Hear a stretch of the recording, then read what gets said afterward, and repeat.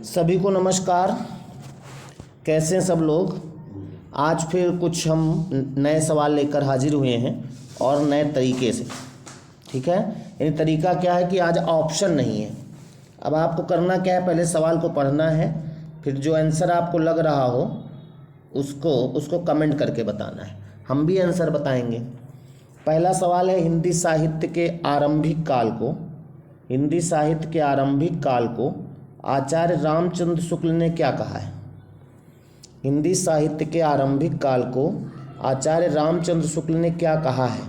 कोई एक नाम बताया उन्होंने, हिंदी साहित्य का इतिहास हमने पढ़ाया है तो उसमें बताया है। जो भी कहा हो आप कमेंट करिए, तुरंत कमेंट करिए। अभी हम आंसर बताएंगे नहीं, पहले कमेंट करो। आज तो फंस गए भाई, आज तो कमेंट करना पड़ेगा। उसके बाद दूसरा सवाल है, वीर गाथा काल के सर्वश्रेष्ठ कवि कौन है। वीर गाथा काल के सर्वश्रेष्ठ कवि कौन है।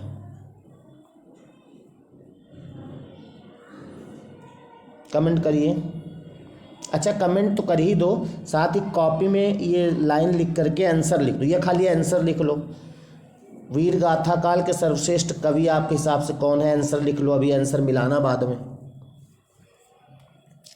अच्छा भाई, तीसरा सवाल है, पृथ्वीराज रासो के रचनाकार कौन है। ये तो सबको आता होगा, लेकिन इसका भी आंसर लिख लो।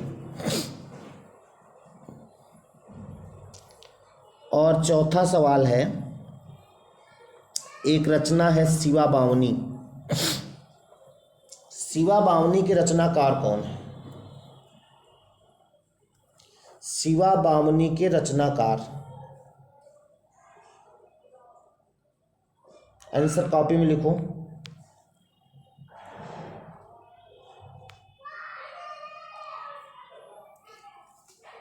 लिख लिया होगा। पहला सवाल, हिंदी साहित्य के आरंभिक काल को आचार्य रामचंद्र शुक्ल ने क्या कहा है। तो आचार्य रामचंद्र शुक्ल ने जो कहा है वो अगले सवाल के पहली लाइन में है। ये यानी कि हिंदी साहित्य के आरंभिक काल को आचार्य रामचंद्र शुक्ल ने वीर गाथा काल कहा है। तो पहले सवाल का आंसर वीर गाथा काल। ठीक। अब दूसरा सवाल था कि वीर गाथा काल के सर्वश्रेष्ठ कवि कौन है। तो वीर गाथा काल के सर्वश्रेष्ठ कवि जो है, अब ये ना सोचिएगा कि सर्वश्रेष्ठ कवि जो है वो अगले सवाल के पहले लिखे हैं। ऐसा नहीं है कि पृथ्वीराज रासो आप बता दो, ऐसा नहीं है। वीर गाथा काल के सर्वश्रेष्ठ कवि जो हैं वो चंद्रबरदाई हैं। चंद्रबरदाई, हाँ, ये चंद्रबरदाई का सवाल इससे मिल जाएगा। पृथ्वीराज रासो के रचनाकार कौन है, इसका भी यानी दूसरे सवाल का आंसर भी चंद्रबरदाई है। और तीसरे में भी पृथ्वीराज रासो, हमने रासो ग्रंथ लिखाए हैं तो उसके भी रचनाकार चंद्रबरदाई भी हैं। अब एक रचना बच्ची है शिवबावनी। शिवबावनी के रचनाकार कौन है, लिखा है कुछ।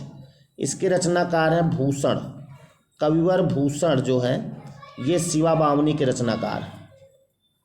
तो ये 4 सवाल के आंसर थे। अब अगले 4 सवाल फिर देखते हैं। ये सवाल देखिए, जल्दी इसलिए कर देते हैं क्योंकि आप लोगों के पास समय कम रहता है वीडियो देखने का। 5वां, हिंदी की मूल उत्पत्ति किससे हुई है। हिंदी की मूल उत्पत्ति किससे हुई है। जिससे हुई हो आप आंसर टिक लगाओ। टिक कहाँ लगाओगे, कॉपी में लिखो आंसर। 6वां सवाल है, भारत की प्रथम देश भाषा कौन सी है। भारत की प्रथम देश भाषा कौन सी है। 7वां सवाल है, जिन शब्दों के अंत में आ आता है उन्हें क्या कहते हैं। बिल्कुल सही, बिल्कुल सही आप बोल रहे हैं, लेकिन कॉपी में लिखो इसको।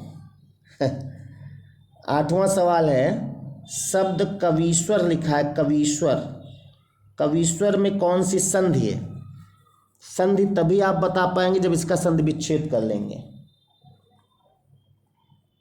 और 9वां सवाल है, शब्द रामायण का संधि विच्छेद क्या होगा। रामायण का संधि विच्छेद। आंसर कॉपी में लिख लिए होंगे।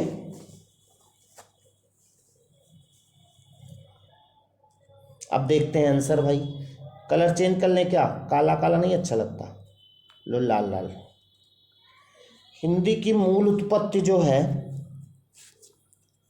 अगर जब भी पूछा जाए हिंदी की मूल उत्पत्ति किससे हुई है, तो सौर सेनी अपभ्रंश।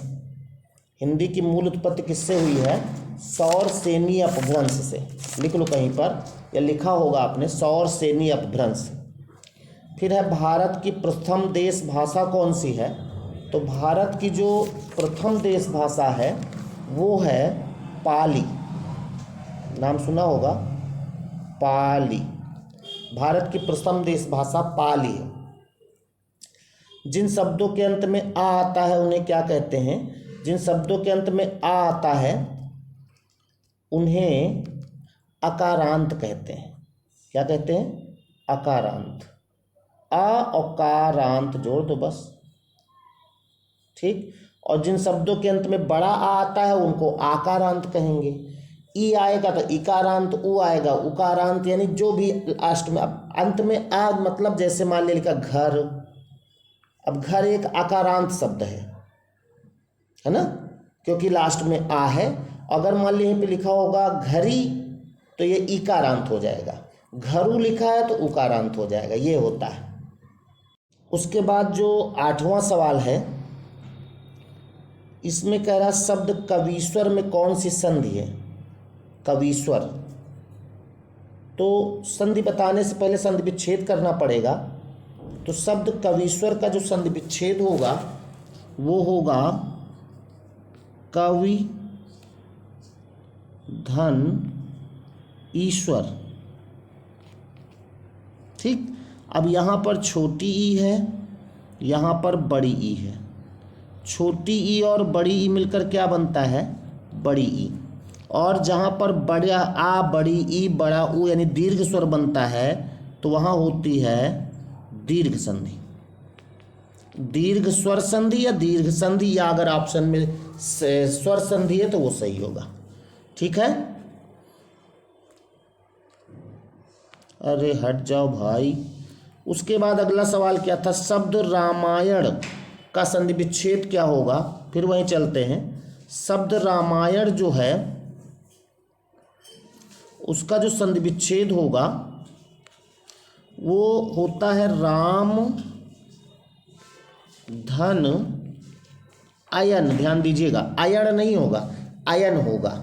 यहाँ पर दीर्घ संधि होती है और ना का अड़ा बदल जाता है। दो नियम लगते हैं। एक हमने संधि में नियम बताया, रीरा सा के बाद जब ना व्यंजन आता है तो ना का परिवर्तन अड़ा में हो जाता है, भले ही बीच में का वर्ग पा वर्ग या वहा कोई अवरोध कर रहा हो या कोई स्वर, है ना।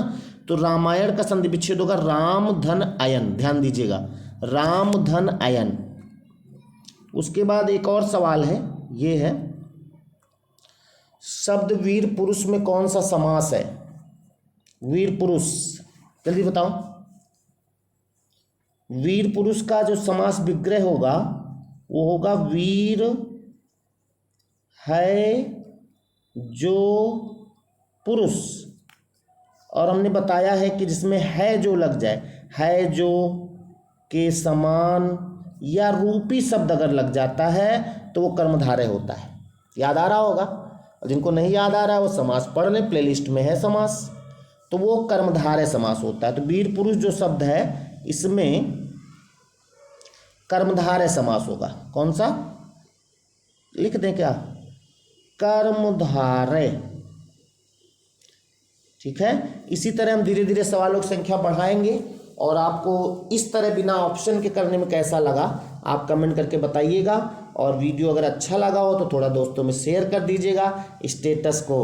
स्टेटस पे लिंक लगा दीजिएगा, लाइक कर दीजिएगा, शेयर कर दीजिए और जो जो हो सकता कर दीजिएगा, ठीक है। नमस्कार।